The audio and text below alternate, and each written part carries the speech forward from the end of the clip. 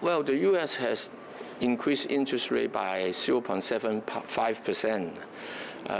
Together with the earlier increases, altogether so far this year they have increased their interest rate by 3%.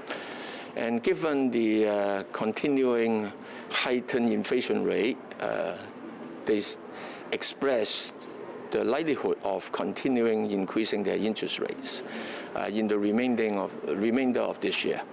So the external environment, given this high interest rate situation, is that the economic growth in the U.S. will be slowing down. Similar situation in Europe, in the UK. So external demand will suffer because of the high interest rate environment. Consequently, our export will suffer. We have to be very careful. Economic-wise, one of the key drivers of our economic growth, that is exports, will be affected. Given the heightened interest rate, the sentiment of the property market obviously has been affected and will continue to be affected by this factor. But as you know, housing market depends on a number of factors.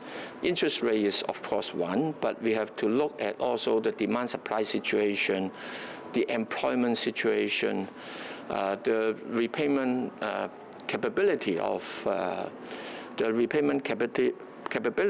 homeowners, the financial position of the developers and individual households.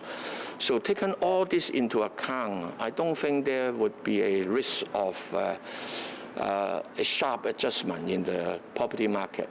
But obviously, given the dampened sentiment, you can tell from the recent figures, the transaction volume has come down, price adjust a little.